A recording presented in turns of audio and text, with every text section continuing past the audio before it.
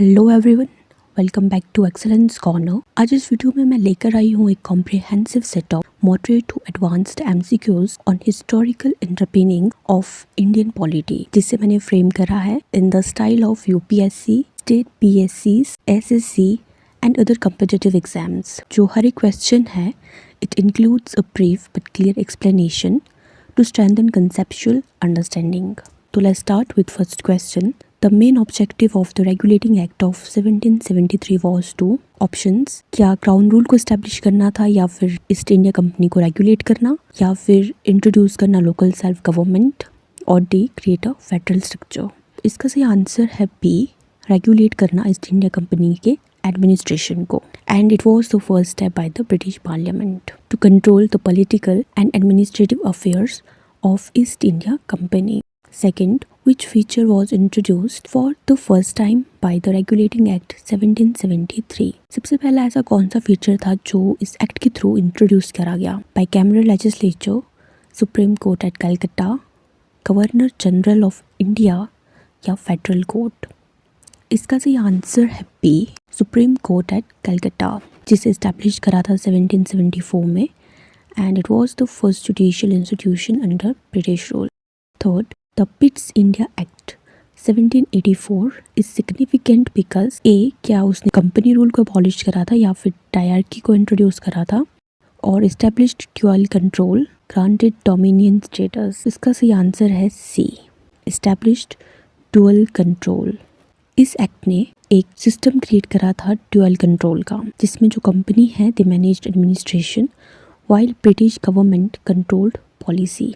Fourth, the charter act of 1833 is known as a milestone because A, it introduced local legislature, B, it made the governor general of Bengal the governor general of India, या C, ended east India company rule, introduce separate electorates?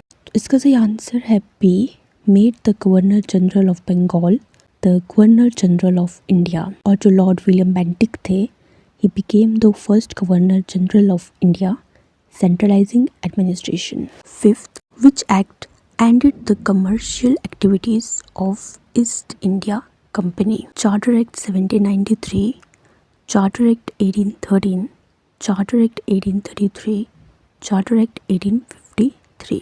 इसका सही answer है सी, charter act 1833। जो company है वो purely administrative body बनती है after charter act 1833। Charter act of 1853 important है, वाई? सबसे पहले तो introduced open competition for civil service, B, introduced provincial autonomy, establish supreme court, या इंट्रोड्यूस्ड हायरार्की? तो उसका सही आंसर है A, introduced open competition for civil services.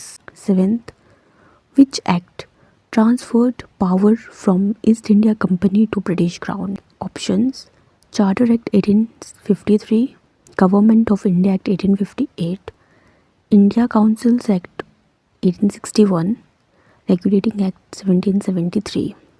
तो इसका सही आंसर है बी, एक्ट ऑफ 1858, जहाँ से जो सारी पावर्स थी वो एक कंपनी से चलेगी थी क्राउन में, जिसे हम क्राउन रूल भी बोलते हैं, and it is also called the act of the good government of India as it mark the beginning of crown rule. 8, the office of secretary of state for India was created by, एक जो office था secretary of state का, वो किस act ने create करा था?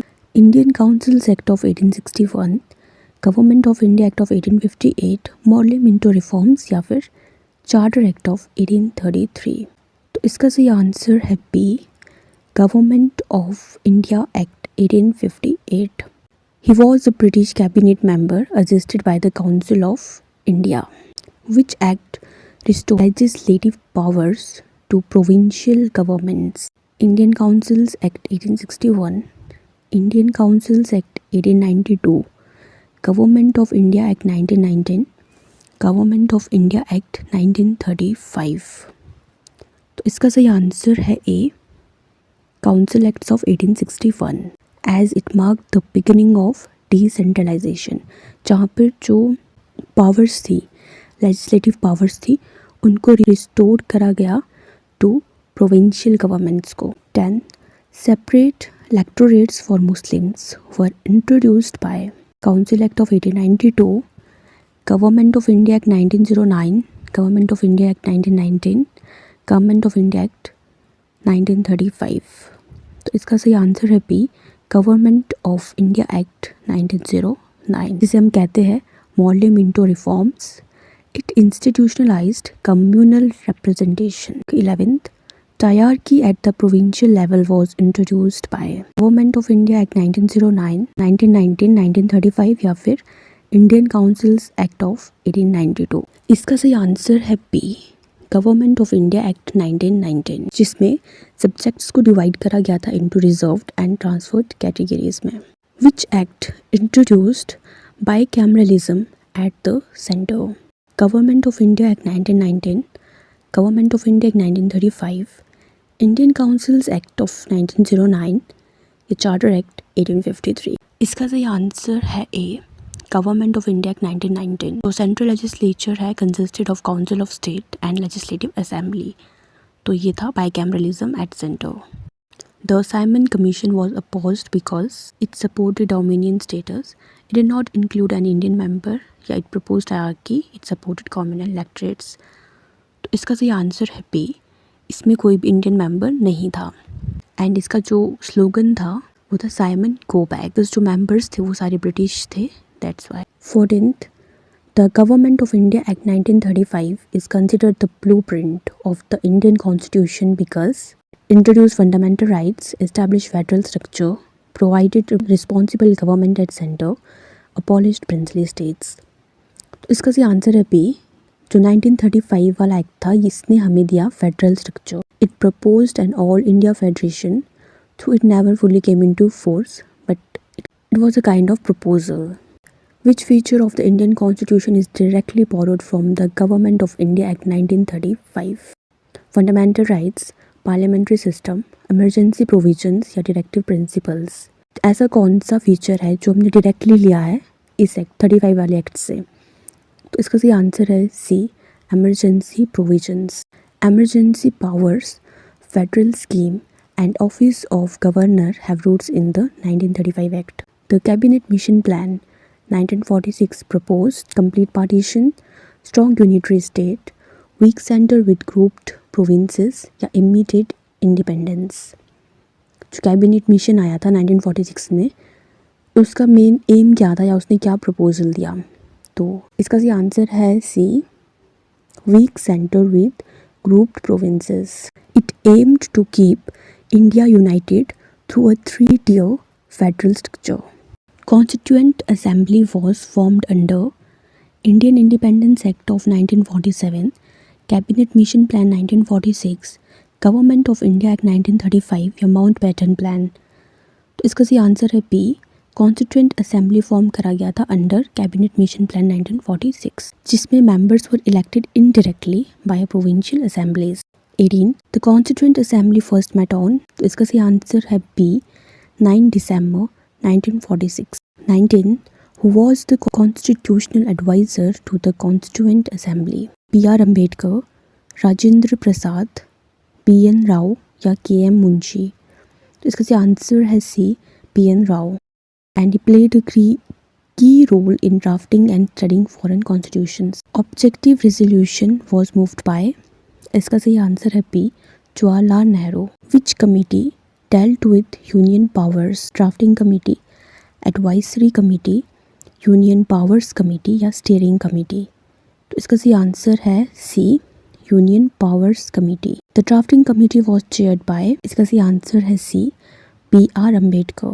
The Indian Constitution was adopted on A, 26 November 1949। The concept of single citizenship in India reflects influence from USA, Canada, UK या ऑस्ट्रेलिया। तो इसका सही आंसर है C, UK. Which act introduced elections on limited franchise for the first time? तो इसका सही answer है B, Indian councils act of 1892। This was all about MCQs। अब थरो रिविजन करते हैं इन फीचर्स का जो बहुत इंपॉर्टेंट है आपके रेगुलेटिंग एक्ट्स के या फिर चार्टर एक्ट्स के। तो let's start with first regulating act 1773। इसके मेन फीचर्स है, सबसे पहले It was the first attempt by British Parliament to regulate company rule, जहाँ पे जो गवर्नर ऑफ बंगाल है वो बनता है governor general of Bengal, an executive council of 4 members. फिर यहाँ पे इस्टेब्लिश करते हैं सुप्रीम कोर्ट को एट कैलकट्टा 1774 में, and company required to report to British parliament. उसके बाद है Pitt's India act 1784। Main features है जैसे इंट्रोड्यूस करा था ड्यूअल कंट्रोल, जहाँ पे कोर्ट ऑफ डायरेक्टर्स थे, उनके पास एडमिनिस्ट्रेशन था और बोर्ड ऑफ कंट्रोल के पास था पॉलिसी, और इन्होंने रिड्यूस करा था गवर्नर जनरल की काउंसिल थी उनके मेंबर्स को to 3, and company became subordinate to British government. फिर चार्टर एक्ट 1813, इस एक्ट ने एंड करा था कंपनी का trade monopoly except tea and China trade, and allowed Christian missionaries, और इसने असर्ट करा था British crown sovereignty over Indian territories. Charter act 1833, यहाँ पे जो गवर्नर जनरल ऑफ बंगाल बने थे वो बन जाते हैं अब गवर्नर जनरल ऑफ इंडिया। यहाँ पे एक सेंट्रलाइजेशन हो जाता है ऑफ लेजिस्लेटिव पावर्स का। कंपनी सीज्ड कमर्शियल एक्टिविटीज और इंट्रोड्यूस करते हैं law member in executive council. Charter act 1853, यहाँ पे सेपरेट करते हैं लेजिस्लेटिव को एग्जीक्यूटिव फंक्शन से of governor general's council. Introduce करते हैं open competition for civil services and no fix tenure for company rule. फिर आता है government of India act 1858। Company rule यहाँ पे एंड हो जाता है और क्राउन रूल स्टार्ट हो जाता है। अब office of secretary of state for India को इस्टेब्लिश करते हैं। वाइस रॉय रिप्लेस कर देते हैं गवर्नर जनरल को और इंडिया की काउंसिल क्रिएट की जाती है। Indian councils act 1861, portfolio system introduce किया जाता है। लेजिस्लेटिव पावर्स को रिस्टोर किया जाता है प्रोविंसेस में, और यहाँ पे इंडियंस को नॉमिनेट किया जाता है लेजिस्लेटिव काउंसिल्स में, and it was the beginning of decentralization, most important feature. फिर आता है Indian councils act, indirect elections को इंट्रोड्यूस किया गया। इंक्रीज करा गया size of legislative councils, allowed discussion on budget without voting. फिर इंडियन काउंसिल्स एक्ट 1909, जिसे पार्लियामेंट रिफॉर्म भी कहते हैं, यहाँ पे सेपरेट इलेक्टोरेट्स की बात की गई for Muslims obviously, enlarge central and provincial councils, and first attempt at representative government.